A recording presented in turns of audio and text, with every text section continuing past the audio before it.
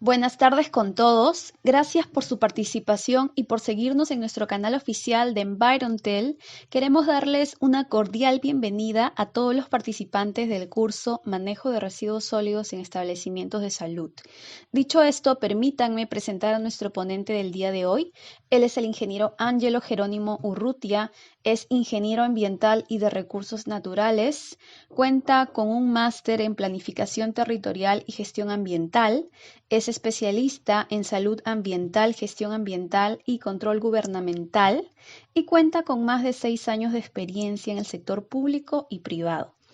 Bueno, entonces vamos a iniciar con la capacitación del día de hoy y no olviden suscribirse a nuestro canal para que no se pierdan ninguna de nuestras capacitaciones gratuitas con certificación opcional. Y recordemos que este curso es parte de nuestro curso de especialización, gestión y manejo de residuos sólidos. Muchas gracias. Buenas tardes, muchas gracias. Eh, Quisiera saludar ahorita a todos los presentes. Yo agradezco a EnvironTel, que es la empresa que me ha contactado a mí, ya y en una segunda, por una segunda ponencia, que en esta ocasión se denomina manejo de residuos sólidos hospitalarios. Le agradezco mucho a la consultora y a ustedes presentes, como bien saben, las preguntas al final. Esta capacitación es muy importante para las personas que van a un centro de salud, un establecimiento en general, un servicio médico, un centro de investigación que tenga que ver con salud, ya sea paciente, ya sea que sea médico, ya sea que sea enfermera, técnico, inclusive pariente o familiar del paciente. Todas las personas que estamos dentro del recinto debemos cumplir la misma normativa. En todo caso, iniciamos. A ver, a modo de introducción, quisiera que veamos unas imágenes.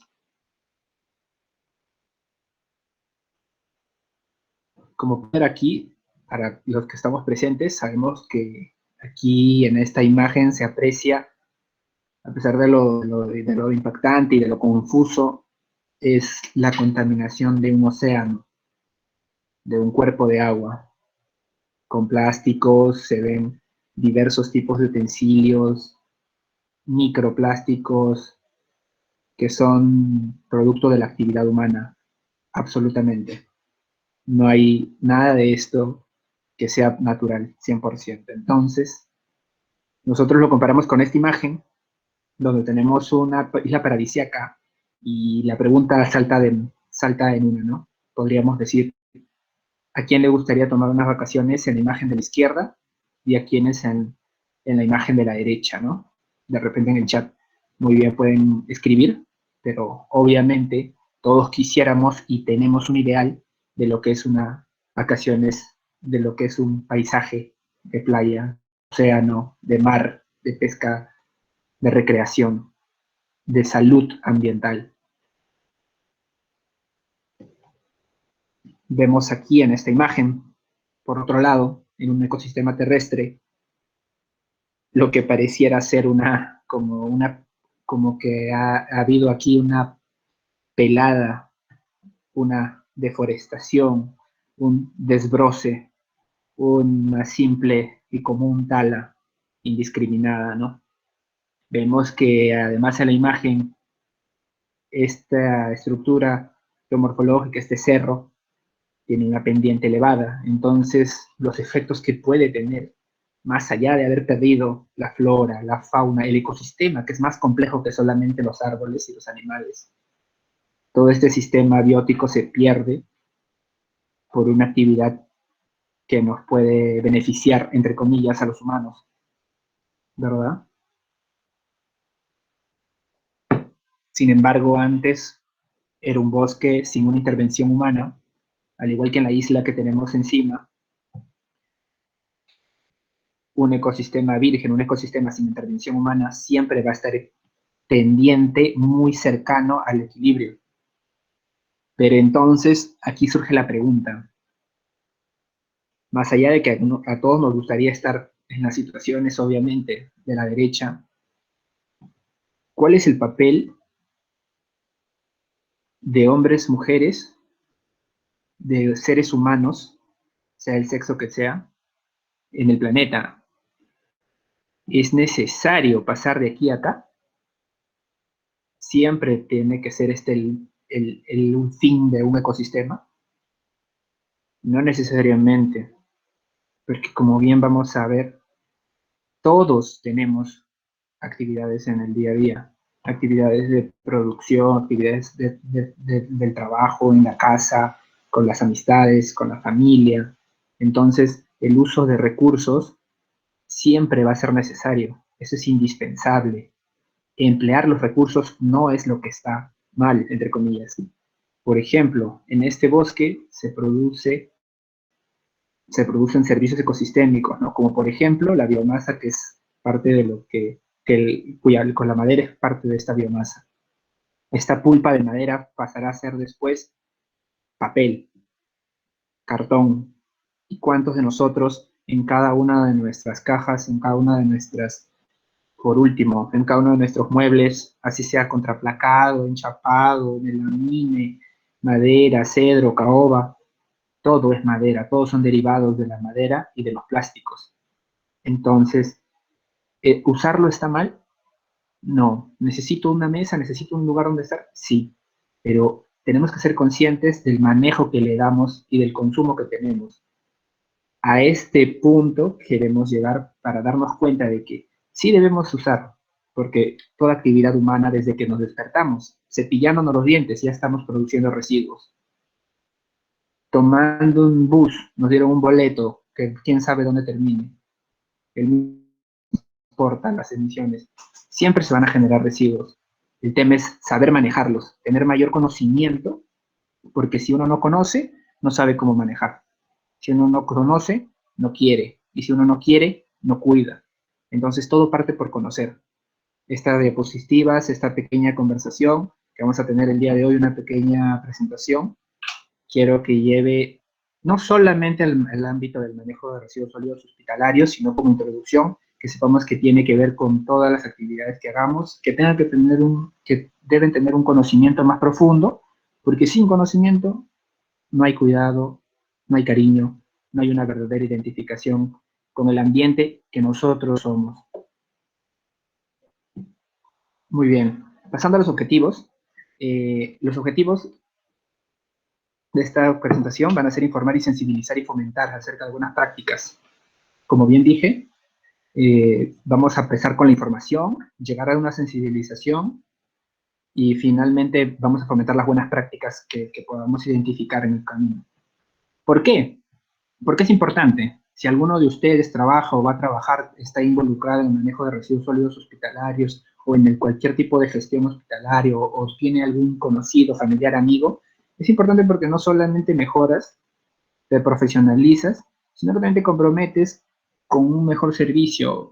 ¿Qué nos diferencia a nosotros de países como Noruega, como países como Finlandia? Claro, exactamente, hay una gestión de grandes dimensiones, de mucho tiempo, más sólida, más, digamos, transparente, menos corrupta. Pero eso parte de uno mismo. No es posible identificar solamente como responsable a otras personas. Si empezamos por nosotros, seguramente podemos ir avanzando. Como el ciclo de la mejora continua y otras teorías nos indican, ¿no? Entonces empecemos por nosotros y aquí estamos. Por eso les agradecemos el tiempo que comparten con nosotros ahora. Finalmente, los resultados esperados son los siguientes. ¿Qué esperamos con la capacitación al final de esta? Por ejemplo, podemos mejorar las condiciones de seguridad, salubridad y confort dentro del establecimiento de salud. Recuerden que lo pueden extrapolar a sus realidades, ya sea que tengan negocios u otros, ¿no? Minimizar el impacto residuo, el impacto negativo de los residuos. Por ejemplo, un impacto negativo es que tú, por solamente producirlo en una dimensión de 100, es mucho más impactante que una dimensión de 80. Si podemos reducir nuestra producción, ya de por sí estamos consumiendo menos, por lo cual estamos produciendo menos. O por último, hemos consumido 100, pero de repente no tenemos que directamente generar residuos igual a 100. Podríamos aplicar la cadena de valoración, que la normativa actual está muy enfocada en eso, y de repente consumo 100, pero de residuos solamente van 70, porque 30 han vuelto 30% ha vuelto a la cadena productiva. a través de la reutilización, a través del compostaje, tal vez, a través del reciclaje. Entonces, sabemos que minimizar el impacto de los residuos es muy importante, y con los hospitalarios hay que tener mucho cuidado.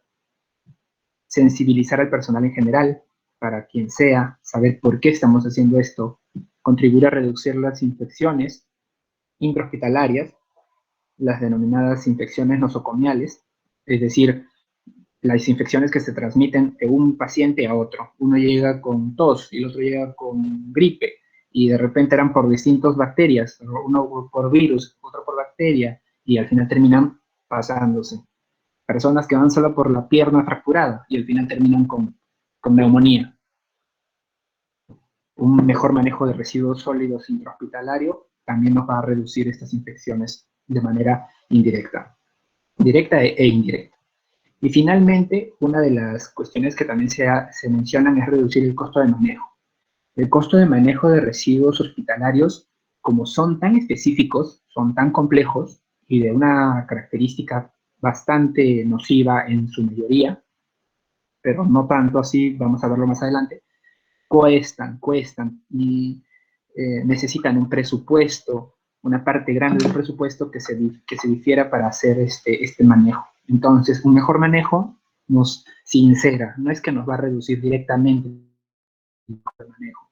Lo que vamos a poder nosotros apreciar con las siguientes diapositivas es que, y con la experiencia que poseo en el campo, es que realmente nosotros no es que vamos a reducir, sino que vamos a sincerar las cifras, porque ¿se va a producir un 100%? Sí, pero ¿qué es lo que pasa? Que muchas veces se produce de un tipo y se mezcla con el del otro tipo, y al final termina generando una cifra inflada de, por ejemplo, residuos peligrosos, ¿no?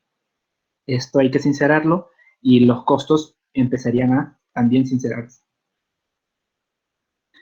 Muy bien, ahora, ¿por qué estamos aquí presentes? Además de las ganas de aprender, es también porque tenemos un marco legal, es decir, una exigencia normativa que el gobierno peruano establece. Nosotros, bueno, yo trabajo en este campo desde mucho antes de que la ley fuera la actual, desde que el reglamento fuera el actual, incluso desde que la norma técnica fuera la actual. He visto cómo esto ha ido progresando con el tiempo, para bien. En general han sido buenos aportes. Lamentablemente no es el tema legal lo que vaya a cambiar las cuestiones, como digo, es un tema legal, de conducta de las personas, de educación desde la infancia. Centrándonos en lo legal, tenemos que sí se ha cambiado la norma. El decreto legislativo 1278 ya tiene unos 4 años, y el decreto supremo 014/2017, que es el reglamento. La ley, que antes era la Ley General de Residuos Sólidos, ahora es la Ley de Gestión Integral.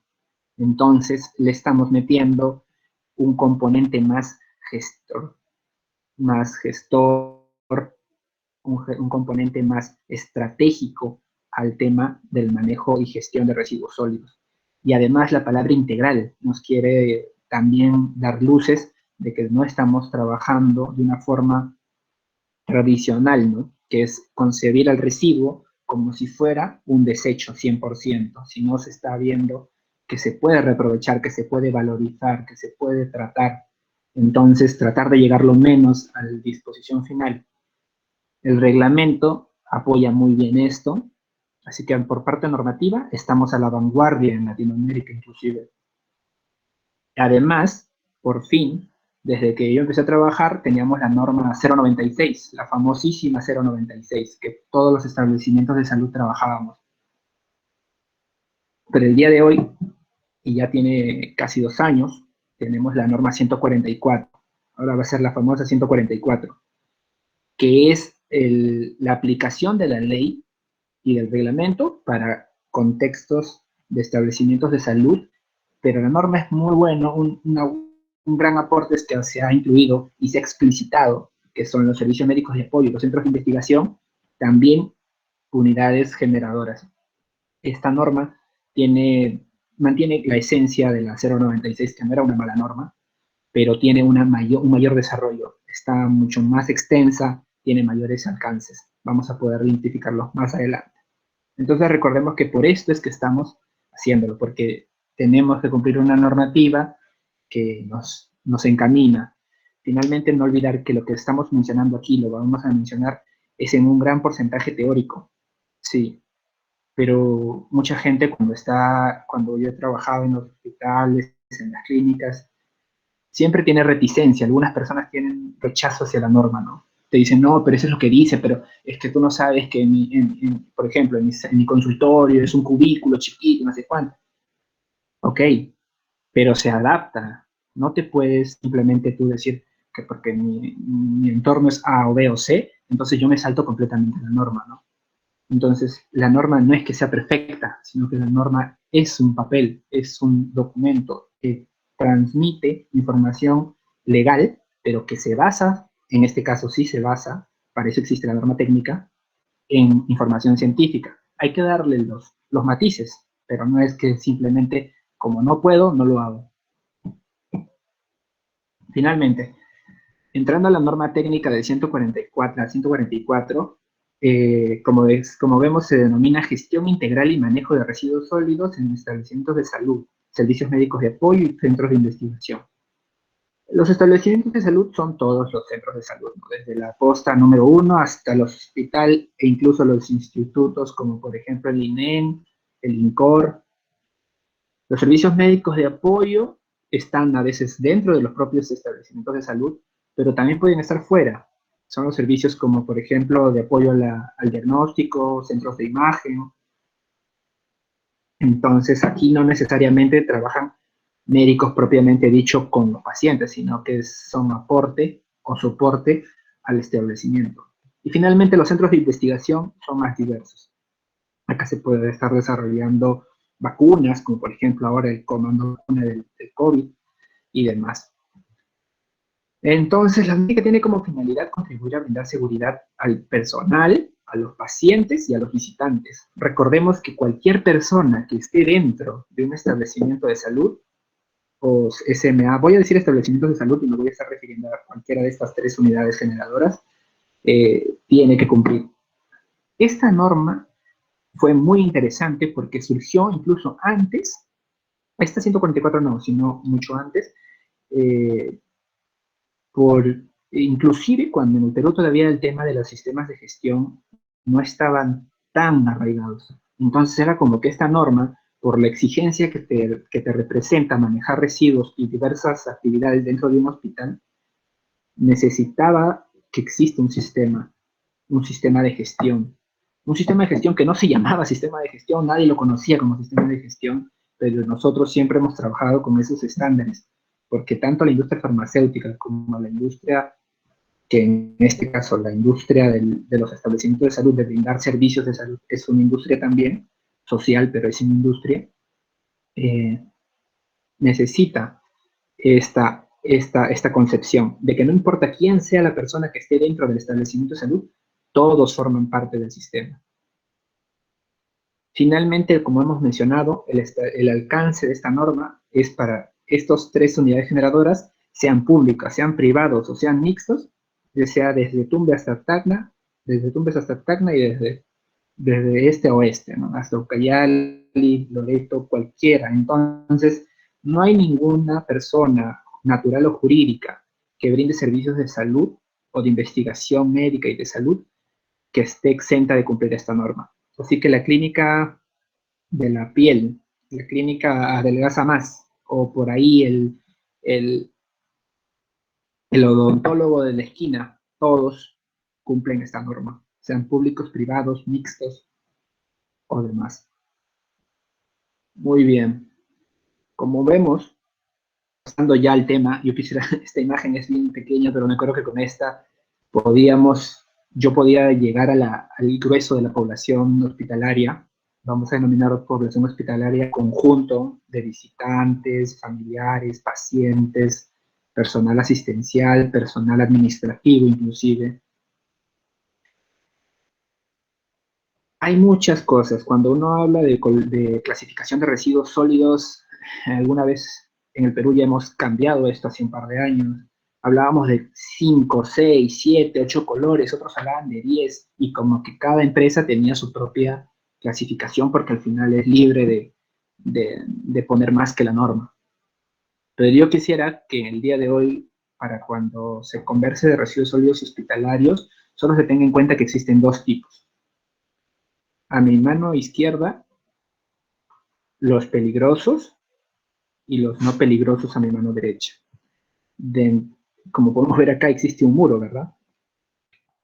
Este muro me quiere decir simplemente esto es un tipo de residuos y esto es otro tipo de residuos completamente distinto. Nunca puede haber un cruce entre uno y el otro. Siempre que entendamos que solamente hay dos tipos, nos simplifica la labor. El biocontaminado, que básicamente es todo lo que tiene contacto con el paciente. El especial, que es un residuo peligroso, especial, que también es peligroso porque su naturaleza lo hace peligroso. Mientras que a este es cualquier residuo, pero tuvo contacto con el paciente y nos estamos refiriendo a un biocontaminado. Mientras que un residuo común ¿por qué? Cruzando la barrera, ¿no? El común es común porque se denomina común, es común a la casa, común a la oficina, común a la actividad común. Entonces, realmente su nombre surgió por residuo común al domiciliario. Entonces, es un tipo de residuo muy similar al que nosotros producimos en casa.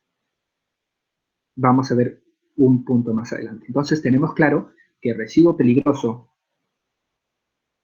y residuo no peligroso son las dos clasificaciones que tengo que tener en mente. Que entre estos no puede haber un contacto, no puede haber una mezcla, y que si yo los diferencio bien, tengo el 90% del trabajo hecho. Ahora vamos a ver cómo separarlos, cómo diferenciarlos. En primer lugar, el residuo que identifica y que caracteriza a los establecimientos de salud son los residuos clase A o biocontaminados. El residuo biocontaminado, como bien dice aquí, son aquellos residuos generados por el proceso de atención e investigación médica y que están contaminados con agentes infecciosos. Para que esté contaminado con agentes infecciosos, como por ejemplo el COVID, el personal ha tenido que estar en contacto, ya sea directo o indirecto, con el paciente o con el agente generador de la infección.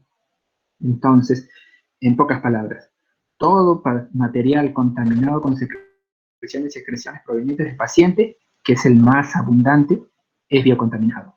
Bolsa roja. Material biológico, por ejemplo, lo que son cultivos, o por ejemplo, lo que son muestras de piel, tejidos, para lo que va a ser patología, bolsas de sangre del banco de sangre, serología vencida, residuos quirúrgicos, anatomopatológicos, en anatomía patológica y patología, que son dos servicios muy similares, punzocortantes. Los punzocortantes son un tema aparte, pero en general se consideran peligrosos por su capacidad de ser incisiones en la piel y generar fluidos.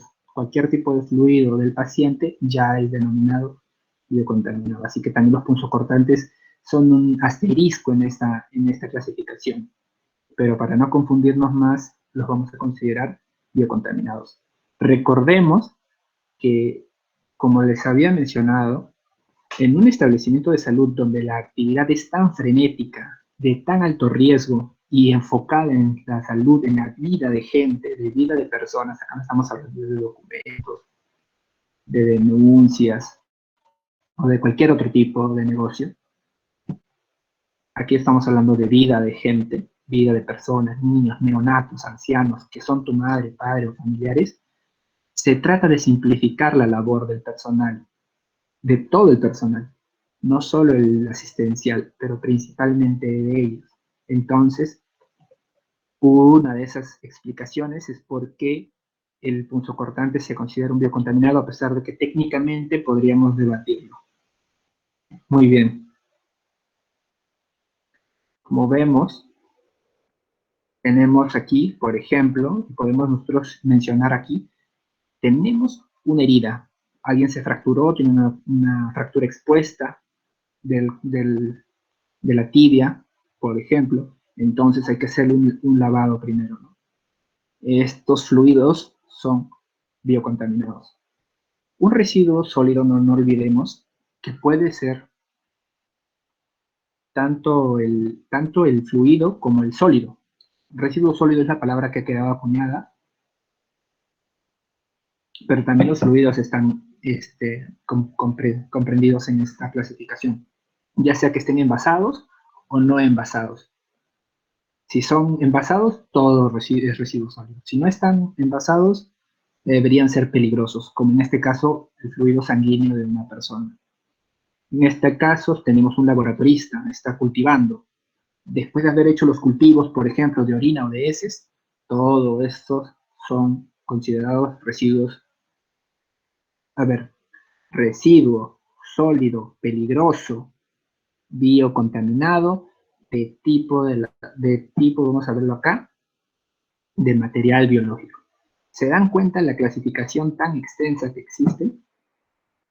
Residuo sólido, peligroso, biocontaminado, de material biológico. Entonces, nosotros no pedimos que los personales asistenciales conozcan al pie de la letra esto. Por eso les decía la importancia de simplemente diferenciar que existen peligrosos, que inclusive podrían estar mezclados en el peor de los casos, y aparte el común. Siempre que me hagan esta diferencia, para mí es un logro. Ahora, para seguir ahondando, tenemos por ejemplo los hemoderivados, cuando muchos de nosotros, y sabemos que con el contexto del COVID, se está empezando, el Perú, por ejemplo, es uno de los pioneros en la región para hacer transfusión de plaquetas de pacientes convalecientes y recuperados. Por ejemplo, tenemos piel necrosada, de varices, que se va a pasar al laboratorio clínico, que va a pasar después a anatomía o a patología, también son residuos biocontaminados. Por ejemplo, los punzocortantes, ya mencionamos que son un asterisco, son una excepción, pero se consideran biocontaminados porque por lo general están con, con residuos, con fluidos corporales. Y también, como vemos acá el pequeño ratoncito, cualquiera de las materias biológicas empleadas en la investigación médica. Por segundo lugar, tenemos los residuos especiales, señores. Los residuos especiales, como su nombre lo menciona, tiene como residuos sólidos, también residuos sólidos especial, tiene su nombre, tiene su historia, debido a que al no saber cómo denominar a un grupo ecléctico, heterogéneo de residuos, se les terminó denominando especiales. Son especiales todos aquellos que por su propia naturaleza, sin tener contacto con nadie, ya son peligrosos. Por ejemplo, los químicos, el mercurio del termómetro, o también el del fluorescente, son peligrosos. El residuo farmacéutico de los medicamentos, como bien sabemos, cualquier tipo de medicamento no puede ir a la bolsa negra, porque si fuese así podríamos incitar al reaprovechamiento, al ilegal, obviamente, ¿no? A la comercialización, porque de repente del blister el paciente se tomó 2, 3 y quedaron 7, quedaron 8. O mejor es siempre darle un tratamiento distinto a una primera segregación. Con esto vamos a avanzar. Una vez que tengamos los conceptos claros, luego los pasos son lógicos, son sencillos. Finalmente, y en menor cantidad, los residuos radioactivos. No hay muchos lugares que tengan residuos radioactivos, establecimientos de salud me refiero, pero hay casos ejemplares como la mayoría de lugares que brindan atención oncológica y en especial el INEM, que produce grandes cantidades de residuos radioactivos diarios. Entonces, sus símbolos son tanto la calavera como este trébol de la radiación, ¿no? Cualquiera de estos dos, obviamente para radioactivos del oeste, y siempre que veamos este en color amarillo, nos vamos a identificar como residuos especiales. Olvidaba mencionarles que el símbolo internacional actual hasta ahora del biohazard o del biocontaminado es estas tres 3 circunferencias concéntricas con una en el medio. Entonces ya nos estamos dando cuenta que estos símbolos donde se encuentren, por más que no esté escrito todo el nombre, toda la clasificación, nos abrevian y nos indican directamente peligro, residuo peligroso, suficiente, rojo, amarillo. Finalmente, como hemos mencionado, ¿no? El residuo químico peligroso son aquellos todos los que, ya sea que no sean parte del tratamiento médico. Por ejemplo, siempre lo comentaba, por decirlo de una forma, a ver, el carro, la ambulancia del hospital, la batería se le malogra y el ácido que tiene, ese famoso ácido de batería, que es ácido sulfúrico de alta concentración, se empieza a verter, moja suelo, moja piso, se le recoge. ¿Esto podría ser denominado un residuo químico peligroso? Claro que sí. No está biocontaminado, así que ¿no es peligroso? No, sí, es peligroso. Peligroso porque es un residuo químico, entonces es un especial. Un residuo farmacéutico, como ya mencionamos, esté abierta, no esté abierta, está vencida, no esté vencida, siempre que haya sido utilizada, como bien hemos mencionado, vencida, es farmacéutico y es peligroso, ¿no? Acá también es otro asterisco, no es que no sea peligroso per se, sino que simplemente se le da este tratamiento porque no, el riesgo que se puede correr en su mal manejo es amplio. Y finalmente los radioactivos, como bien mencionamos, estos son pocos, pero son muy complejos de manejar. Los protocolos para residuos radiactivos son distintos y, por ejemplo, aquí tenemos una autoridad que es el IPEN, que genera propios protocolos específicos para residuos radiactivos. Muy bien. Una vez ya hablado de lo difícil, que eran los dos peligrosos, ahora hablemos de los comunes. Los comunes no son simplemente más sencillos, ya porque son comunes no me importa, los meto todo de una sola vez. Como buen sistema de gestión, como hemos mencionado, que el manejo de residuos sólidos a nivel nacional ha siempre estado a la vanguardia, una de las grandes cuestiones que se pueden aprovechar de los residuos comunes, para la redundancia, es su reaprovechamiento, lo que la norma ahora denomina valorización.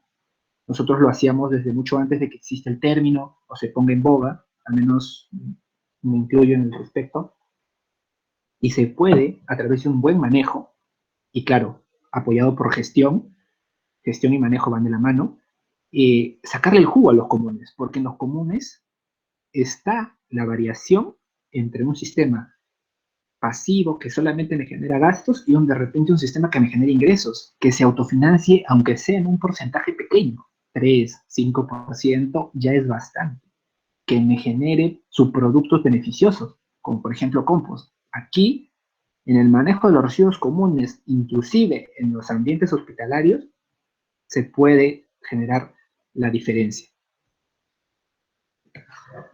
Como hemos mencionado, son todos los que no son peligrosos, así de simple.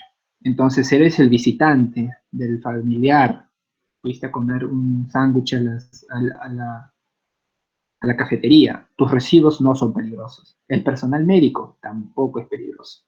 El personal asistencial, en general, no. El personal administrativo, todos sus residuos son no peligrosos, exceptuando, por ejemplo, en una oficina, un cartucho de tinta, un tóner, son residuos químicos, entonces también son especiales.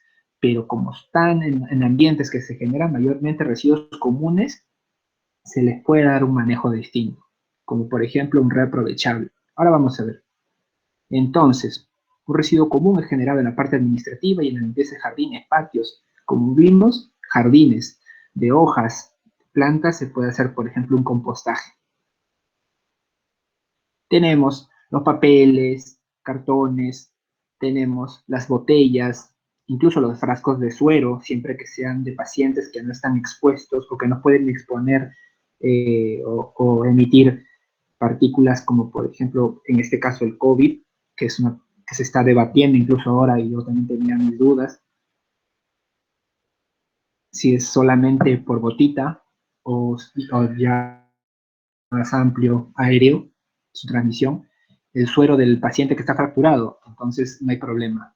También entra como plástico y es común, y no se pueden imaginar ustedes la cantidad de plástico que se produce en el hospital. Y en este contexto COVID, señores, es absurda la cantidad de plástico que se genera, y no solo de plástico, sino también de plástico de un solo uso, que es lo más pernicioso, ¿no? La mayoría son lo que nosotros conocemos en Perú como Tecnopor, el poliestireno. Entonces, saber diferenciar genera un gran apoyo a no contaminar aún más, porque por salvar una vida humana estamos poniendo claramente, es más valioso para nuestro sistema de creencias, para la ley, para la norma, para todos nosotros. Vamos a preferir siempre salvar una vida, y eso no hay duda, no hay duda que caiga. Pero tenemos que tener en consideración que, como vimos en las imágenes iniciales, ¿a qué costo?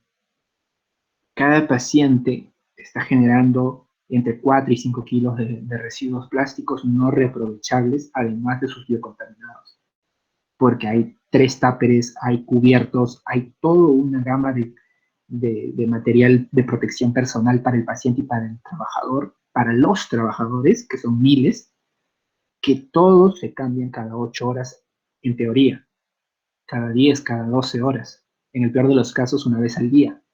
Entonces la cantidad de residuos plásticos es inmensa. Saber diferenciarlos es valioso. Asimismo también los residuos comestibles de zonas de producción de alimentos como la cocina y los cafetines. Finalmente, y ya para terminar la parte teórica, esta es una gráfica que nos ayuda a entender muchísimo por qué es importante trabajar con un buen sistema de gestión y manejo de residuos sólidos, o como la norma lo denomina ahora, gestión integral. Porque del 100% de residuos que podemos ver nosotros que salen por los camiones de la municipalidad o de la empresa que contratan, en realidad no es lo que se ve al final, sino que en la generación y a través de caracterizaciones, que son estudios donde se separan los residuos y se ve la composición de cada kilo de residuos, podemos decir que 80% de los residuos son comunes y el 20% nada más son peligrosos, de los cuales 15% son infecciosos, 4 son farmacéuticos y 1% radioactivo. Pero realmente esta es la cantidad que se termina emitiendo a través de los operadores de residuos. No, así de simple y de cruda la verdad es que no. Muchas veces y hace más de 10 años esto era al revés. Incluso había quienes abogaban que el 100% debían ser peligrosos. Gente que tenía pues otros intereses, falta de conocimiento, simplemente no le interesaba porque el dinero del Estado no es suyo, según él, según ella. Entonces consideraban que todo debería ser considerado peligroso, y lo que es peor, diariamente se generan más peligrosos que comunes. No porque sea así, sino porque al final la mala disposición, la mala segregación, el mal manejo, el manipuleo erróneo nos genera estas cifras variadas, o como ahora más o menos está, en un 50-50. Según mi experiencia, actualmente estamos bordeando los 50% y 50%, inclusive ya se está pasando a tener más comunes que peligrosos. ¿Qué es lo que realmente debería ser? Porque no necesariamente todos los residuos son peligrosos, porque la atención del paciente es específica. Si bien es el principal core del núcleo del establecimiento de salud, no necesariamente ello se genera más residuos del paciente. El paciente por lo general es alguien que está sentado, come 3 veces al día y todo lo demás, pero si nosotros nos damos cuenta de la población hospitalaria, de la población administrativa, de la población visitante y de todos los demás servicios conexos, oficinas y demás, no son peligrosos, y son la mayoría. Entonces, esta es la cifra a la que nosotros quisiéramos apuntar, teóricamente. Y es lo importante en esta frase que dice, estos son los residuos que vamos a tratar. Tratar es un proceso complejo y costoso, y por lo mismo dice, en los que vamos a gastar. Tratar recolectar, transportar, disponer, enterrar en un relleno. Señores, esto es dinero público que se gasta. Entonces, cuando nosotros veamos, no solamente digamos, porque la norma lo pide, porque queremos hacer un mejor sistema, porque queremos evitar contagiarnos, tener un menor índice de enfermedades intrahospitalarias, sino, como bien decía el último, porque podemos hacer un uso eficiente de los recursos públicos, recursos de todos nosotros, que por mal que bien se han manejado de cierta forma que ahora nos permite responder en pandemia. Pero saben, podríamos manejarlos mejor. La realidad es esta. Muy bien. En las etapas de los residuos, en las etapas de manejo, tenemos lo que denominamos manejo interno y manejo externo. Vamos a nosotros poner énfasis, como mencionamos al inicio, en el manejo interno.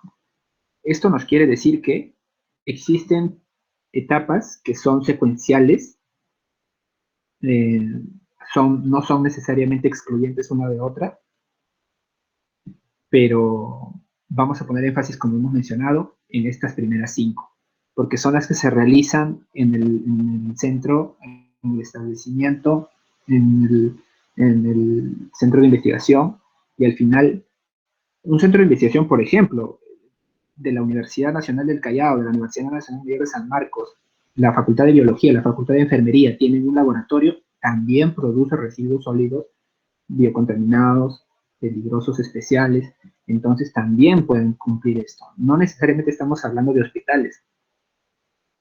Se habla de esto en forma general, no lo olviden. El acondicionamiento, la segregación y almacenamiento primario, el almacenamiento intermedio, transporte interno y el almacenamiento final son los que se desarrollan dentro del generador. Una vez que sale del generador, hablamos, o sea, fuera de su muro, fuera de su puerta, todo lo que es el tratamiento, la recolección externa, el transporte externo y la disposición final. Muy bien. Para ir avanzando, el acondicionamiento es sencillo. Es que cada lugar donde se va a disponer los residuos esté acondicionado. ¿Acondicionado con qué? Con un recipiente y con las respectivas bolsas plásticas. Acá no hay vuelta que darle, la mejor solución son bolsas plásticas, no hay otra tecnología ahora por el momento, esperaremos que alguna vez alguien lo descubra, lo desarrolle, pero sí, aquí el plástico es el aliado ideal. Por sus características nos permite, tanto en polipropileno sobre todo resistente para recipientes y en polietileno para las bolsas. Por ejemplo, una bolsa para revestimiento. ¿Por qué hablamos de revestimiento? Porque nosotros tenemos el recipiente y se reviste con la bolsa. La bolsa es la que sale y la que se manipula, mientras que el recipiente queda años, mientras la bolsa tiene frecuencias de retiro. Entonces, revestimiento del recipiente. Por ejemplo, para un almacenamiento primario, intermedio y final, tenemos distintos grosores o espesores de las bolsas. Entendemos que un almacenamiento primario es más delgado porque pues son recipientes más pequeños, y los intermedios y finales de mayor micraje porque obviamente son volúmenes mayores, pesos mayores, entonces tenemos que tener una mayor resistencia que evite que se pueda ocasionar un accidente. Capacidad 20% mayor al recipiente. Siempre es necesario que la bolsa sea mayor para que revista por dentro y quede por fuera un porcentaje que sería el 20%, que me permita amarrar la bolsa. Como hemos dicho, los residuos comunes son negro, los residuos contaminados es el rojo, y donde veamos residuo especial es el amarillo. No olvidemos, y como lo habíamos comentado hace un momento, que si tu sistema de gestión cumple esto es lo mínimo, señores. No olviden que la normativa siempre va a ser lo mínimo exigible. Si tu sistema de gestión puede puede tener un mejor manejo del residuo común, se podría aprovechar cierta parte. Esto la norma ya lo faculta. Antes era que nosotros lo hacíamos porque confiábamos en la capacidad del responsable, o de los operarios y del sistema en general. Pero hoy por hoy ya se puede y está facultado que podamos valorizar, podemos reaprovechar los residuos. Así que no se extrañen de que cuando la próxima vez que vayan a un centro de salud grande o con una buena infraestructura y con sobre todo un buen sistema de manejo de residuos, veamos bolsas de otro color, como por ejemplo una bolsa verde, ¿no?, que podría ser los residuos que van a ser reaprovechados.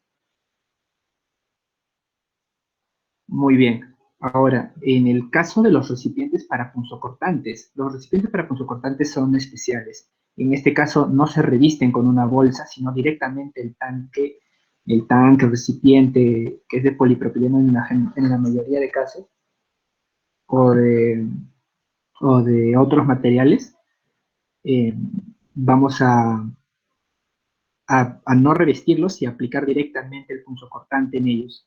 El punzocortante jamás se encapucha de nuevo, se introduce directamente y cuando está a 3/4 partes se tapa y se lleva. Como podemos ver, existen diversos mecanismos, pero nunca va a ser válido el reaprovechamiento de botellas gaseosas, por ejemplo. No nos ofrecen la seguridad, pero inclusive esta es una galonera para llevar agua, pero en hospitales donde los presupuestos eran bajos o, por ejemplo, la corrupción había llegado a tal punto de que año a año se pagaban más deudas que el dinero que tenían para la propia gestión, esta era una solución técnica aprobada que pudo ser empleada y salvar de muchos percances, ¿no? Un tacho como este está valorizado aproximadamente en 14, 15 soles por lo menos, mientras que estos no pasan de 50 centavos a un sol. Entonces el ahorro es impresionante. Claro que siempre sería mejor tener estos con dispositivos acá que permiten quebrar la aguja, que permiten el menor contacto posible, de cierre automático, es distinto, ¿no? Entonces, como vemos, siempre va a estar señalizado, va a estar fijo, está atado acá, la tapa está al lado, entonces el impermeable, resistente, punzocortante, entonces si cumple todo esto, técnicamente lo puedes emplear. Y bueno, esto es para los punzocortantes, como estamos hablando del almacenamiento. Hablando del almacenamiento, una cifra importante que quiero mencionarles es el caso específico. ¿Por qué aprendemos? Muchas veces ya estamos hablando de tantas cosas que ahora mismo nos ponemos a pensar, oye, pero ya, pues yo no manejo bien y al final yo soy el médico, ¿no? Yo soy el asistente, soy el jefe de piso, soy el jefe de área. ¿Yo por qué tengo que estar haciendo? O sea, hay gente que puede llegar a estar así, incluso he conocido gente que piensa así, o pensaba en todo caso. Y es porque al fin y al cabo todos somos un sistema. Así como el ambiente es uno solo y nosotros somos parte. En este caso es más rápido de darse cuenta. Aquí sí, el negligente perjudica a otra persona, casi seguro que lo va a perjudicar. Entonces, una persona que no dispuso el punzocortante en donde es debido y lo tiró, digamos, en la bolsa verde, negra, roja, amarilla, por último, puede generar accidentes punzocortantes casi seguro.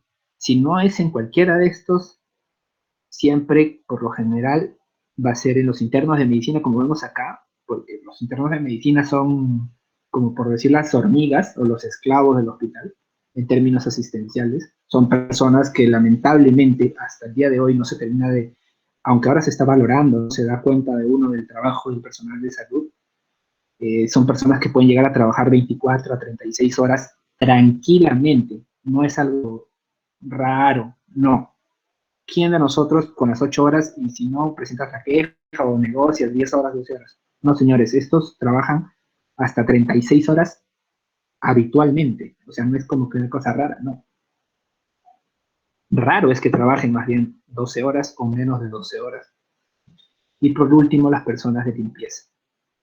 Las personas de limpieza siempre terminan siendo perjudicadas porque al final ellos recopilan todos los residuos.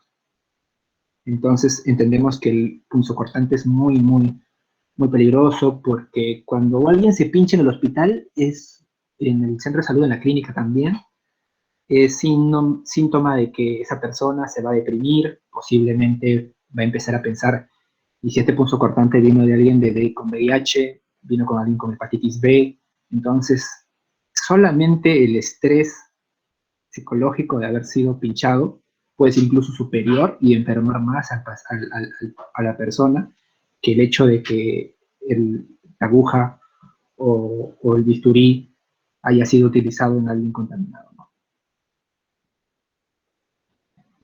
Continuando los recipientes, el almacenamiento primario es el que está en cada uno de los ambientes, en cada consultorio, en cada sala de operación, sala de parto.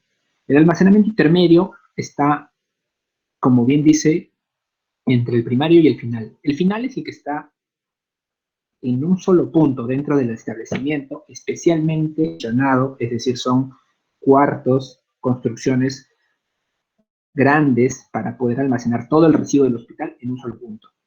Y este es el almacenamiento que se ubica en cada uno de los ambientes, en cada oficina, debajo de cada escritorio, al lado de cada sala de operaciones, 2 o 3 tachos. Entonces, el intermedio es aquel que se encuentra, por lo general, básicamente 1 o 2 por piso. Entonces, en cada piso, en cada servicio, neonatología, oncología, ¿no? Por ejemplo, servicios médicos de apoyo como patología, tienen un almacenamiento intermedio. El personal lleva aquí, otro personal lleva del intermedio al final. Y del final para afuera, ya es un operador de residuos sólidos que se contrata con dinero de todos nosotros, en caso del público. Muy bien. Bien sabemos que los colores y las formas son variables. Antes la norma exigía unas formas realmente rarísimas que ningún proveedor nunca hizo, entonces era como que la norma, en ese caso, uno de los errores que cometió fue haber solicitado formas que no existían en el mercado. Y hoy por hoy ya se normalizó esto, ¿no? Se ha dicho que las formas y los colores son variables, mientras que cumplan, sobre todo, los espesores. Siempre va a ser el color claro de preferencia para el primario y el intermedio porque permite ver la suciedad o los agentes infecciosos, ¿no? Adheridos. Muy bien. Como vemos, el almacenamiento, que es parte del segundo paso de manejo, nos puede llegar a este punto, tener lo que más produce. Por ejemplo, si aquí estamos en el lavado de manos antes de ingresar a la sala, siempre va a haber solamente residuos comunes, porque yo me lavo la mano y cuando me seco este papel del personal asistencial, que siempre se supone que está sano, se dispone en residuos comunes, bolsa negra. Entonces acá no veo rojo, no veo amarillo, porque no es necesario. En cambio, aquí, por ejemplo, estoy administrando medicamentos por esta licenciada. Entonces, mi residuo más abundante siempre va a ser el punzocortante y el peligroso especial. Entonces, el acondicionamiento se hace acorde a la producción, generación de residuos en el punto. Esto es un estudio de caracterización y demás herramientas de gestión y de manejo que al final terminan identificando esto para todo el hospital y se hace un mapeo. En este caso, por ejemplo, tenemos 3 y como podemos ver, incluso hay un verde que nos indica que aquí se pueden segregar las cuestiones que son aprovechables. Segregación. Segregación es más que separar. Para todos los que estamos presentes ya lo debemos saber y siempre que queramos comentarlo, no es más que separar. Es decir, simplemente esto es de esto es del otro, esto es de esto es peligroso y no peligroso. La primera segregación que yo quería siempre hacer incidencia es entre peligroso y no peligroso. Simple. Si es peligroso, por último, no tengo bolsas rojas, pero tengo amarillas, todos los peligrosos pueden ir a amarilla, no hay ningún problema, porque el manejo va a ser similar. Mientras que el negro siempre va a ser residuo no peligroso. Pero vamos a ver por qué llega a ser diferente. Por ejemplo, no podemos tener este tipo de manejo. Como podemos ver aquí, hay actitudes, comportamientos e inclusive falta de insumos al parecer, o de materiales como las bolsas, que nos llevan a un mal manejo de residuos peligrosos. Finalmente, el almacenamiento intermedio puede permanecer los residuos hasta 12 horas. Como ven, la realidad de muchos establecimientos de salud es esta. No disponen de tachos muy ostentosos, son simples tinajones, pero que al final es mayor de 12 milímetros, sí es mayor de 12 milímetros. ¿Es opaco? Sí es opaco. ¿Se puede tapar herméticamente? Se puede. Entonces, cumple. Como vemos, muy buena práctica, simplemente que ha habido acá una confusión. Podemos ver aquí que se están separando los cartones para el reaprovechamiento. Siempre se ha hecho, la norma llega a normar, valga la redundancia, lo que se hace en la práctica y apoyarla, darle un sustento legal y un énfasis. Entonces, siempre vamos a tener un almacenamiento intermedio, por lo general, en cada piso. Aquí todas las bolsitas de cada consultorio, de cada sala, van llegando aquí hasta que se llenan y salen hacia el almacenamiento final. Muy bien. Por ejemplo, un almacenamiento intermedio jamás puede estar en un pasadizo o en la zona de tránsito. El transporte interno. Como hemos mencionado, la persona de la sala de partos saca una bolsa de biocontaminados y lo lleva al intermedio del piso de partos, ya, tercer piso. Ahora, otro personal, cada tantas horas, sube, saca esta bolsa grande y la lleva a través de un coche de transporte hasta el almacenamiento final. Esos coches de transporte pueden ser máximo de volumen de 180 litros, lo que se denominan comúnmente como sanzones, son de polietileno de alta densidad, ¿no? El de baja densidad son por lo general las bolsas, no menor de 7 milímetros el coche, el plástico del coche.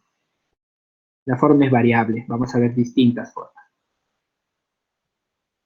Y los lleva rodando hasta el almacenamiento final. El almacenamiento final, como bien mencionamos, es donde está identificado los residuos peligrosos biocontaminados, comunes, especiales dentro, y también hasta los reaprovechables. En el caso, por ejemplo, esta es una imagen del Hospital Cayetano Heredia, y se dispone de una celda especial de almacenamiento final para reaprovechamiento. Un operador, en ese tiempo eran las empresas prestadoras de servicio, venían y compraban con efectivo cartones, papeles, y salía para, por ejemplo, la chocolatada de los niños, salía para el propio personal de limpieza y de residuos sólidos, cosas menores, ¿no? Pero algunas cuestiones no se aprovechaban del todo y podrían haber dado mucho más, e inclusive el manejo de esto también genera otro tipo de problemas que pueden ser, pues, las corrupciones y demás, pero lo que tenemos que tener en cuenta que en almacenamiento final puede estar hasta 48 horas el residuo, no puede estar más de 48 horas. Por eso que el hospital que no recibe el recojo de sus residuos por más de un día está en peligro. Si llega a más de 2 días, existe sanción, porque no pueden decir simplemente no vino. El generador es responsable de todo el manejo, desde la primera generación de su personal o incluso del visitante hasta su disposición final. En este caso, el director del hospital es al que le cae. Como vemos, son infraestructuras sólidas, con iluminación constante, con ventilación para evitar la acumulación de gases y demás. Está protegido para que no ingresen los vectores o demás personal, está siempre alejado del núcleo de las actividades. Tiene que tener un patio de maniobras, que es para que se pueda posicionar bien la empresa prestadora o operadora de servicios del manejo de residuos sólidos, que tiene que obviamente estar certificada. Luego del almacenamiento final, como vimos, llega la etapa de recolección y transporte externo. Aquí no vamos a hablar mucho de esto, pero simplemente vemos aquí imágenes como, por ejemplo, este operador, según la noticia, está haciendo un muy buen manejo, pero lo que vemos acá es simplemente está lanzando la bolsa. Este tipo de manejo es totalmente inaceptable. el carro está estacionado de una forma poco práctica, está muy alejado, el personal está haciendo maniobras de levantamiento de pesos y de cargas repetitivos, miren cuántas bolsas, ¿no? Aquí la gestión del establecimiento posee presupuesto que no lo emplee para, por ejemplo, facilitar una rampa y de coches no es lo adecuado, ¿no? Y además están en contacto los residuos comunes con los no peligrosos, los peligrosos con los no peligrosos. Incluso un amarillo está por ahí, ¿no? Como se pueden dar cuenta, eso puede ser problemas de la disposición final, de la disposición inicial. A lo que nosotros queríamos llegar desde el comienzo era separarlo para que luego no se confunda. Y bueno, un personal no necesariamente tiene que tener un tieback, puedes tener cualquier tipo de indumentaria impermeable y siempre tener un mandilón, por ejemplo, en este caso, y su protección respiratoria es bastante más que suficiente. En el caso del personal, ¿por qué es importante fortalecer su protección? Porque los residuos vienen de gente que puede tener incluso hasta TBC, que puede estar contenida dentro de una bolsa. Si yo la reviento, el personal se puede llegar a contagiar directamente. Y no hay dudas, ha habido casos. El transporte externo no solamente indica que vamos a salir del hospital y irnos al relleno sanitario, sino también incluye, por ejemplo, hay casos donde el hospital sale de la clínica, sale y nos vamos a una planta de tratamiento, una recolección y un transporte. Luego del tratamiento, parte de estos residuos van al relleno o otro servicio. Cada uno de estos salidas y llegadas hasta llegar al relleno sanitario debe ser, debe ser vigilado con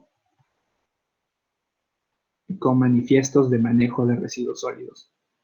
En este manifiesto se va siempre a indicar la fuente generadora, los pesos por cada tipo de clasificación, y tiene los vistos buenos tanto del generador como del manipulador, como del que recibe y administra y opera el relleno sanitario.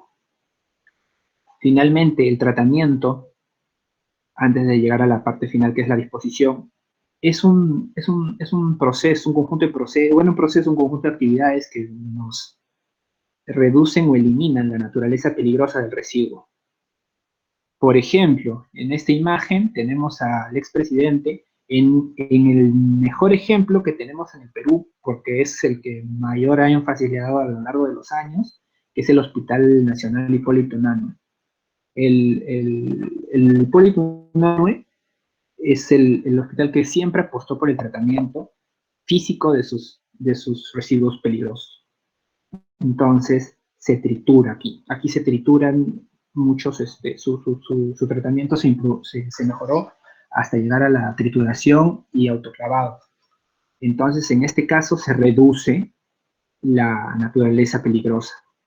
Luego ya es más sencillo salir de la puerta y llevarlo al relleno, porque los accidentes pasan, los choques vehiculares, el camión se vuelca, los residuos que salen del Hipólito Unanue siempre tienen un mejor, digamos, un menor riesgo.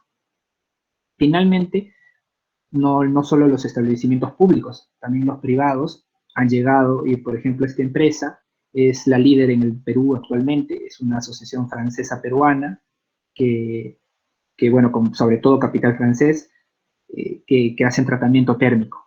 No es el más ideal, por decirlo, ¿no?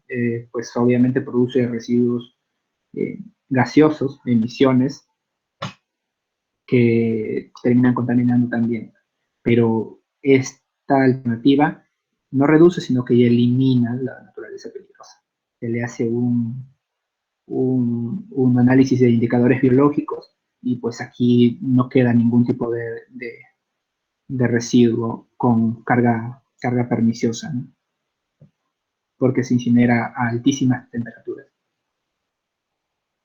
lo que se denomina pirólisis, a más de 1000 grados centígrados. Bueno, para ya finalizar, las instituciones involucradas son obviamente la municipalidad y cuando es un ámbito no municipal, pues entonces el propio generador con sus empresas contratadas. ya sean industriales o hospitalarios. Nosotros nos ubicamos aquí, no somos municipales. Entonces, ¿la municipalidad tiene obligación de recoger nuestros residuos? Pregunta, por ejemplo, cuando terminemos, vamos a conversar unos minutitos. Sí y no. Siempre que tengas un sistema bien implementado, la municipalidad puede darte servicio solamente para tus residuos comunes, siempre que tú te comprometas y hay un acuerdo interinstitucional. Pero si tú no tienes un sistema bien manejado, no te importa, al final tú terminas pagando por todo a una empresa. Y la empresa te cobra hasta por los comunes. ¿Se imaginan ustedes cuánto es pagar porque te manejen los residuos comunes una empresa privada por cada kilo que saca la mugre? Entonces, si tú vas a pagar por peligroso y encima por no peligroso, la cuenta de los hospitales se van y de los establecimientos de investigación y de salud se van a rojo de una vez, ¿no?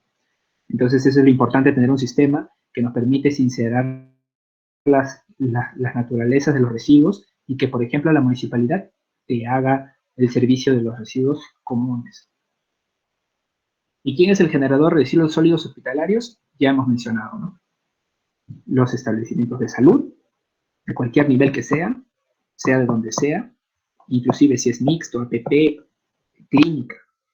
Tenemos los servicios médicos de apoyo, como los centros de diagnóstico, de imagen, de vacunación, los odontólogos, los veterinarios, todos ellos entran en una sola, hasta las veterinarias, y los centros de investigación, los desarrolladores de vacunas, de medicamentos, los que hacen pruebas en animales para la resistencia, para la posología de los medicamentos, también, todos estos. También se está hablando aquí de lo que son las facultades de ciencias de la salud de cada una de las universidades e institutos técnicos del Perú. Todos ellos son los generadores. ¿Cuál es la importancia de identificar el generador? El generador es el responsable principal del manejo de residuos. Y dígame una pregunta, ingeniero. Si sale de la puerta del hospital, ¿ya es responsabilidad del generador, si no es responsabilidad de la empresa que yo contraté? No. Es mi responsabilidad desde que se genera hasta que está dispuesto el residuo. Cuando me regrese el manifiesto y tiene el sello de todos, ahí recién ya acabé mi compromiso. No me puedo decir yo simplemente, es que el personal de limpieza no sabía y el de limpieza es de otra empresa service. No, la responsabilidad jamás va a ir al personal de limpieza ni al del operador, sino que se comparte y sobre todo va a la cabeza del generador. ¿Por qué? Porque nosotros tenemos impactos negativos, como vamos a ver. El ambiental es el importante porque engloba el sanitario, engloba la sociedad y engloba lo económico. Como hemos podido darnos cuenta con esta pandemia, un impacto ambiental, que es haber invadido espacios de especies que tenían enfermedades como este SARS-CoV-2, este agente infeccioso, por daños ambientales, al final, ¿qué se ha afectado? Se afectó la seguridad, la sanidad de esa zona en Wuhan, en China, y al final nos ha impactado socialmente. ¿Cuántas personas han perdido familia? Y al final económicamente. Por eso, a aquellos que le dan igual peso a lo ambiental, económico y social, es meramente didáctico, pero esto no es así. Cuando nosotros incluso le llegamos a dar más importancia a lo económico y social, entre comillas, estamos cometiendo un grave error, porque lo ambiental es esto y más. Entonces, tenemos que tener en cuenta que los impactos negativos pueden llegar en ciudades como Lima a un gran nivel. Por ejemplo, ya para hablar de la disposición final, al 2016 solo teníamos 9 rellenos sanitarios autorizados. Hubo una menos, 2015, 16, empezó una gran, ya en ese momento ya se tenían los proyectos SNP listos y se empezaron a construir a tal punto que en 4 o 5 años ahora ya tenemos 50 rellenos sanitarios. El Perú necesita 100 rellenos sanitarios aproximadamente, proyectados a 2050, 2030. Entonces tenemos 6 de seguridad, que son los rellenos para los peligrosos, y los rellenos sanitarios, que son los rellenos para comunes, los municipales en sí. Entonces, como vemos, ¿hemos mejorado? Sí, yo he visto la mejora y sí es cierto. Aún existen problemas centrales en el sector salud, pero en cuanto a manejo de residuos sólidos, desde que existe el Ministerio del Ambiente, se ha mejorado notablemente. Tal vez no al ritmo que necesitamos, pero estamos en eso. Finalmente, ¿cuáles son las consecuencias de una gestión mala, inadecuada con los residuos? Estos son casos reales. Hospitales del Cono Norte, como por ejemplo en Caraballo, ¿no? Como podemos ver, terminaron disponiendo sus residuos así. No es culpa del hospital, no es culpa de la persona, no es culpa del chofer, se le cayó, de quien sea, al final es el generador el que responde, junto con la operadora. En este caso, uno ve Caraballo y piensa que es el hospital. ¿Qué hospital puede ser? Aunque ustedes no lo crean, es del hospital, en este caso fue del hospital Hipólito Unanue. Justamente a raíz de esto fue que fortaleció su sistema de tratamiento, porque el impacto que tuvo, incluso con penas de reparaciones y demás procesos judiciales larguísimos para sus directivos, que dijeron no, no podemos correr el riesgo nuevamente. Y el por qué está aquí, porque como mencionamos al inicio, los rellenos sanitarios y de seguridad están a las salidas del Lima. Entonces, no importa de dónde sea, al final terminan yendo o bien hacia Ate, a Lurigancho, Chosica, o bien terminan yendo de Caraballo para arriba por Puente Piedra, lo que se denomina Zapayal. Entonces, los residuos hablan, tenían boletas, tenían recetas, y terminaron identificando quién era, cuál era su operador, y lo que creyeron que fue una viveza, al final terminó siendo pena. Y esto es extremadamente peligroso. Acá es donde suceden los contagios entre animales y humanos, por lo general, ¿no? Y la zoonosis que se conocen.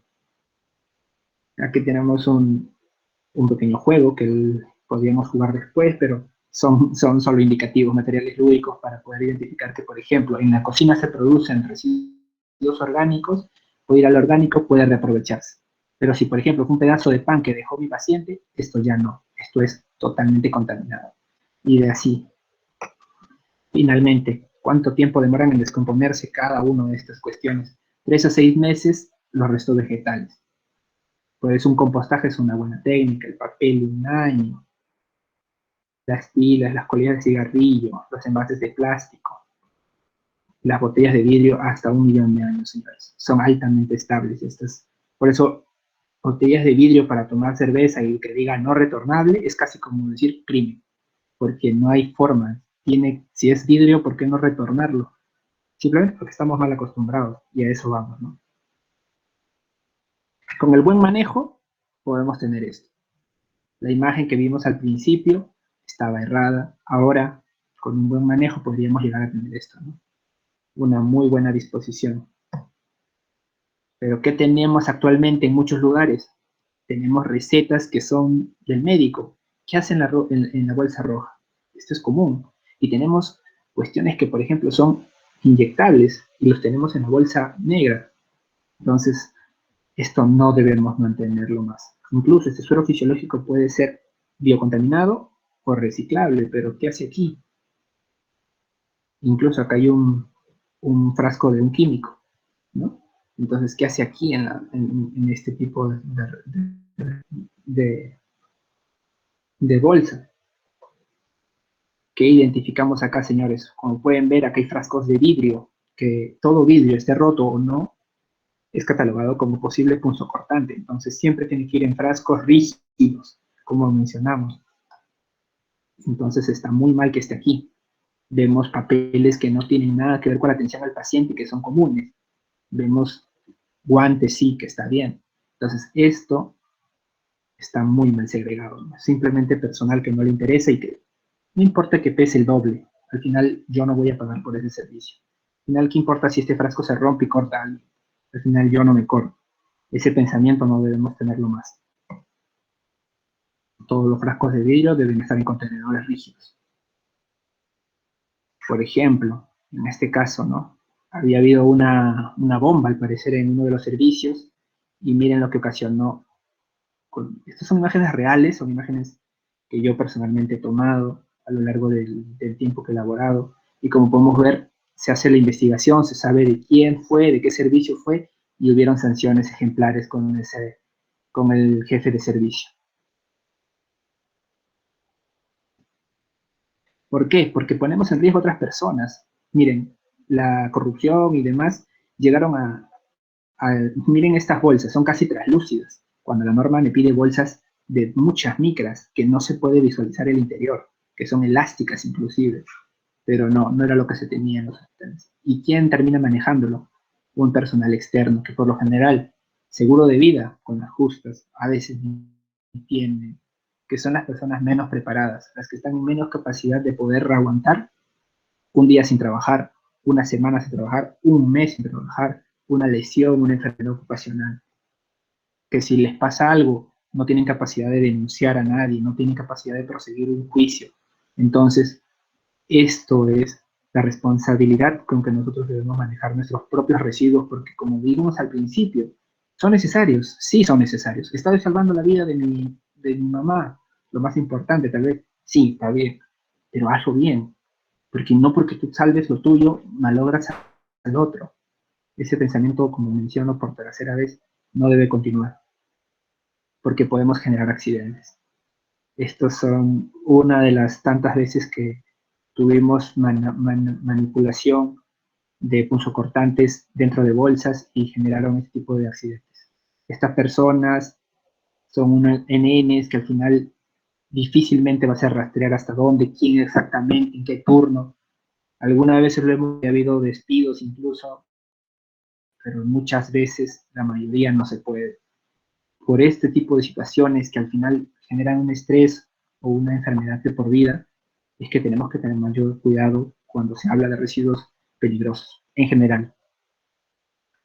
Por ejemplo, ¿cuántos son los médicos? Cuando un médico o una enfermera se pinchan, no van al trabajar a veces, o simplemente ni lo reportan. ¿Se debería reportar? Sí, no lo reportan por vergüenza. Entonces, al final, se cuidan ellos mismos, ya ven cómo hacen, pero esto está mal, ¿no? Estas enfermedades se transmiten por sangre y los punzocortantes están presentes. Ya finalizando, señores, ¿qué esperamos entonces? Esperamos incrementar los niveles de seguridad, manejar nuestros residuos en nuestro establecimiento de salud, de venta, en el domicilio. Es muy importante tener siempre un rincón, como hemos visto, un acondicionamiento adecuado, un retiro cada tanto tiempo, una separación. No necesito mezclar uno con otro porque al final se llena demasiado y al final no todo es importante. En la casa podemos aprovechar también mucho. Reducimos el impacto ambiental al disminuir la generación. Como vemos, el reaprovechamiento o valorización. Mejora las condiciones ambientales y estéticas del hospital, de la clínica, de cualquiera uno de estos generadores que hemos dicho. Y podemos optimizar los costos. Optimizar nos refiere que vamos a sincerar. No todo es para que se pague a un operador que me cobra por kilo, ¿no? Hay cosas que son comunes, la municipalidad me lo va a hacer gratis, porque ya todos pagamos por ello. No por qué vamos a pagar doble. Entonces, todos comprometidos. Muchas gracias por su tiempo. Justamente ha sido un poco menos de 1 hora y media y así que estoy agradecido con ustedes y puedo pasar a responder sus consultas.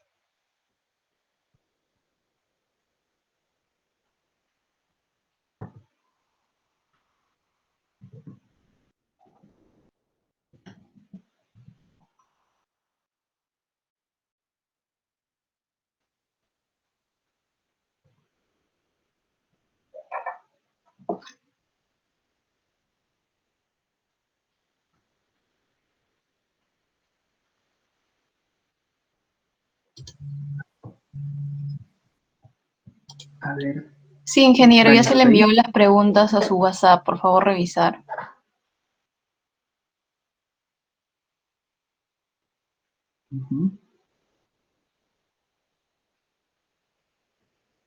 ¿Listo? A ver, un momento.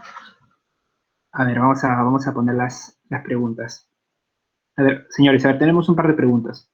Vamos a responder estas dos y después vamos a dar unas 4 preguntas más para las personas que están en línea todavía.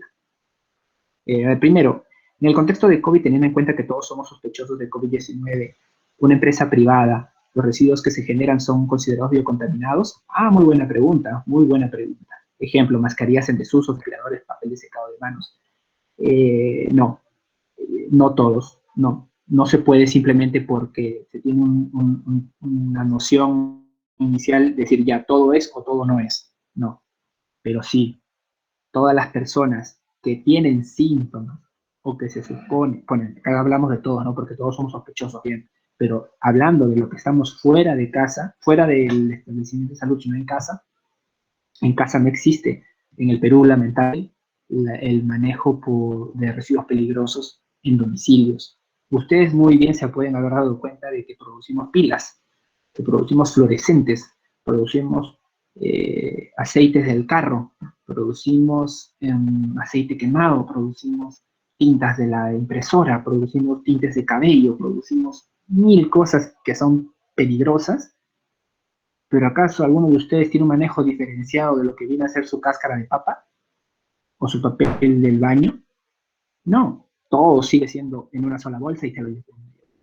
¿Qué parte de nosotros? Parte de nosotros que, por ejemplo, si tenemos por ahí un cartón, algo que es valioso, para que se recupere, para dárselo a la persona que se lleva semanal nuestros residuos, el reciclador de la calle, separémoslo.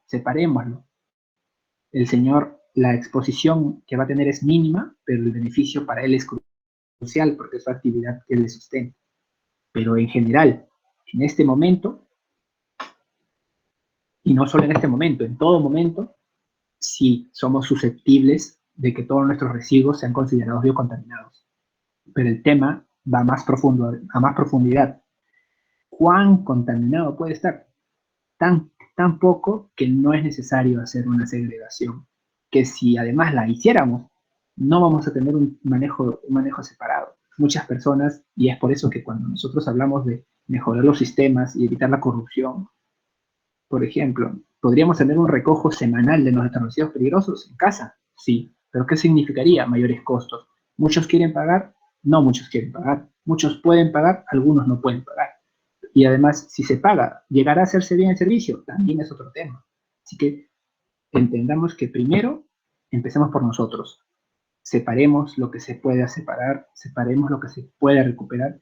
Y sí, señores, las mascarillas de cualquier tipo de persona, en estos contextos sí son, tanto las mascarillas. El guante no se debe usar, señores. No usen guantes, es en vano. Una buena higiene de manos es suficiente. El papel de secado de manos es considerado común. ¿Por qué? Porque una vez que ya tú te has higienizado las manos, obviamente el papel con el que te secas no tiene carga, tendría una carga insignificante. Así que el papel de secado de mano de todo el personal asistencial o de ustedes en casa o en cualquier negocio de oficina es común. Muy bien, pregunta número 2. ¿Los residuos hospitalarios que pasan por autoclave se consideran como residuos peligrosos igual y su disposición tiene que ser igual en celdas de seguridad, además de los residuos comunes de hospitales? También se disponen en celdas de seguridad. Sí, señores, no sé, o sea, el tratamiento, una vez que en la generación el residuo quiere una característica, que por ejemplo, tengo 50 bolsas de sangre descartadas de una campaña, ya, perfecto. Tengo una campaña de recolección de sangre y ya tengo 50 que no pasaron. Estas 50 bolsas, por norma, se autoclavan diariamente. ¿Y acaso porque se autoclavan dejan de ser peligrosas? No. Pero ingeniero, voy a hacer sangrecita. No, nada que ver. O sea, no hay forma ni para el chancho ni para nada. O sea, ya se produjo, se le da el tratamiento, no para que se dé otro uso, sino para que al final el riesgo que está inherente a este residuo en su manejo externo, sobre todo interno, pero también el externo, sea menor. Porque, por ejemplo, por ahí se choca el carro, como les dije, la furgoneta abre, o el mismo personal que lo está manejando le da la locura de abrir y botar las cosas, como hemos visto en las imágenes, esta sangre ya no tenga capacidad infecciosa en un gran porcentaje, o sea, casi ya no tiene capacidad infecciosa. Entonces, para eso se hace el tratamiento, ¿no? Y claro que sí, terminan disponiéndose igual en celdas de seguridad, en rellenos de seguridad, o en rellenos mixtos. Ingeniero, una consulta, ¿me puede explicar a modo de resumen el Sigersol? Bueno, en este caso el Sigersol, señores, son sistemas donde uno puede registrar todo tipo de información y datos de su gestión, no el manejo. En este caso estamos hablando del manejo. El Sigersol es una herramienta de gestión donde la persona encargada, que por lo general es el responsable de salud ambiental, delegado por la dirección, o del centro de salud, o del rector de la universidad, como hemos mencionado, el director de la clínica, el dueño, el propietario, indica que se registre de manera diaria, por ejemplo, los manifiestos de entrada y de salida, se autorizan las rutas, se le puede hacer incluso colgar el plan anual de manejo de residuos y demás datos. Esto sería a modo de las preguntas, señores, a ver si alguien más tiene unos 5 minutos más, unos 7 minutos más, estoy dispuesto que alguien levante la mano y a través del chat o directamente por voz me lo pueda hacer un par de consultas más. Estoy disponible para ustedes.